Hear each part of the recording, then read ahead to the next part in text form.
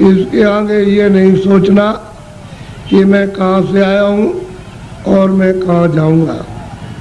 ये आपको मालूम नहीं होता है कि ये मनुष्य शरीर कितना अमूलक है और ये बार बार नहीं मिलेगा। ये आपको किसी ने नहीं बताया कि इस मनुष्य शरीर का असली काम, असली उद्देश्य है, किस काम के लिए आपको यहाँ मृतलोक में ये दिया गया है। इसको सब लोग बस इस झगड़े झंझट में, खाने पीने में, उठने बैठने में, लड़ाई झगड़े में, इसमें सब बिता देते हो। रात को भी वही संकल्प देखते हो और दिन को भी वही देखते हो। ना आपके हाथ में रात का पड़ेगा और ना आपके हाथ में दिन का पड़ेगा।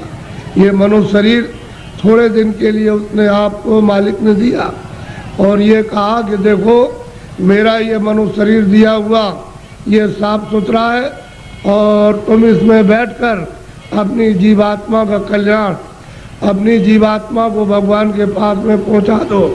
हमारे मकान को गंदा मत करना, मैं तुमको किराए पर देता हूँ, भाड़े पर थोड़े दिन के लिए, समय पूरा होते ही मैं आ जाऊँगा और तुमको मकान से बाहर निकाल कर और मैं अपना मकान ले लूँगा। उसने ये कहा मेरे मकान में गंदगी मत जमा करना।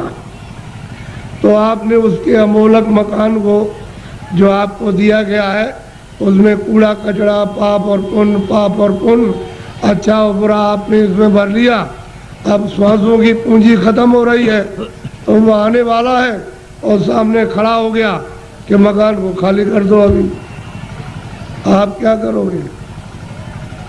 उसके सामने होश उड़ जाएगा, आंखें बंद हो जाएंगी, कान बंद हो जाएंगे, जबान आपके मतलब ये वो भी बंद हो जाएगी, बुद्धि जो है वो पागल हो जाएगी, कहेगा निकलो मकान। पहचानना भी बंद, सुनना भी बंद, बोलना भी बंद, समझना भी बंद और मनुष्य रूपी इस किराए के मकान से जीवात्मा को निकाल करके बाहर करेगा। फिर तुमको ले जाएगा और वहाँ पर हिसाब करेगा कि तुमने कितना पाप किया और कितना पुण्य किया। उसी कर्म के आधार पर तुमको पशु में, पंछी में, कीड़ों में जाकर के बंद कर देगा। फिर ये मनुष्य शरीर आपको नहीं मिलेगा। ये अमोलक उसने आपको ये निधि दी है। हमको ये चाहिए कि इसमें जीवात्मा बैठी उसको जगाया जाए। तो आप किसी से रास्ता पूछते नहीं हो, भाई किस रास्ते से भगवान देखा जाएगा, किस रास्ते से मिल जाएगा। कोई रास्ता है मनुष्य रूपी मंदिर में? तो सबके पास भगवान के पहुंचने का रास्ता मनुष्य रूपी मंदिर में, कहीं बाहर नहीं है कि तुम पूरब में जाओ, पश्चिम में जाओ, उत्तर में जाओ। तुम्हारे मनुष्य मकान में उसके पाने का, देखने का, दर्शन का और जीव को यानी मतलब ये है कि पार करने का इसी से रास्ता। तो तुम किसी जानकार के पास जाते हो, उससे पूछते कि भाई भगवान के मिलने का कोई रास्ता है, तो वो बता देता आपको और फिर कहता कि देखो ये रास्ता है, इससे चलो। तो देवी और देवता और भगवान और ब्रह्मा और विष्णु महादेव और ईश्वर और ब्रह्म सब मिल जाएंगे। तो आप तो दिन भर इस काम में लगे रहते हो। दिन गया धंधे में, रात गई सोई। हीरा जलम अमोल था, कौड़ी बदले जाए। क्या आपने कर दिया मनुष्य शरीर पाकर? क्योंकि ये तो अमोलक मनुष्य शरीर है। सारे संसार की दौलत को एक जगह रख दिया जाए और इसकी आरती की जाए कि हमको फिर से मनुष्य शरीर ये खड़ा कर दो, दे दो, इसमें जीवात्मा को वापस ले आओ, तो ये धन दौलत नहीं कुछ कर सकता। ऐसा आपको सबको अमोलक मनुष्य शरीर दिया गया, चाहे किसी भी जात का हो, ब्राह्मण हो, क्षत्रिय हो, अर्जन हो, मुसलमान, ईसाई हो। भगवान के पाने का सबको ये अवसर दिया। आप कहोगे हमको भगवान के पाने का अवसर नहीं मिला, तो इससे बढ़कर के और क्या मिलेगा। अब आपको इसमें बैठकर किसी महात्मा की खोज करना है जो भगवान को पा चुका। उसको अगर आपने पा लिया और उसके पास पहुंच गए तो भगवान के पाने की आप में इच्छा जगा देगा।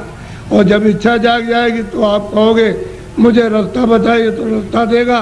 फिर आप बैठ कर के मनुष्य रूपी इस मकान में फिर भजन करना। जब भजन करोगे तो तुम्हारी दिव्य आँख, ज्ञान चक्षु, तीसरा नेत्र खुलेगा, उस नेत्र से भगवान और देवी और देवता देखे जाते हैं। ये बाहर की जो चर्म आंखें, जो शरीर की आंखें, ये देवी देवता को, स्वर्ग और वैकुंठ को नहीं देख सकती हैं। जब तुम्हारी अंदर की आंख खुल जाएगी वो उनको देखेगी, उससे मिलेगी और भगवान को देखेगी, तब बेड़ा पार, तब भवसागर से उतरोगे। ऐसे नहीं, मेरी तरफ बड़े ध्यान से देखो। ये दोनों आंखों के बीचों बीच में सब मनुष्यों में ये जीवात्मा बैठी हुई है। इधर देखो आप, ये दोनों आंखों के बीचों बीच में, तो ये शरीर के नाके के ऊपर बैठी है। उधर में स्वर्ग का नाका, इधर मनुष्य शरीर का नाका। तो जो आपको यहाँ बैठाया था और आपने ये कहा था कि जिसको पकड़ के आए उसको छोड़ना नहीं, तो आप सुख सुविधा में लग गए और ये संसार के ये काम ये करने लगे, ये देखने लगे, सुनने लगे और इन पर्दों को ये कहने लगे ये मेरा है, ये बच्चा मेरा है, खेती मेरी है, पेड़ मेरा और ये मेरा और ये मेरा। तो इस लोभ लालच में, मोह ममता में फंस गए, तो अंदर में मैल जमा हो गया। तो अंदर की तुम्हारी जो जीवात्मा की आँख थी एक, वो तो हो गई बंद। अब देखना बंद हो गया और सुनना बंद हो गया। तो दो आंखें तुम्हारी शरीर में और एक जीवात्मा में, तीन आँख हो गई। तीन तुम किताबों में देखो, उसमें लिखा हुआ है कि महात्माओं के पास जाओगे तब तीसरी आँख तुमको मिलेगी।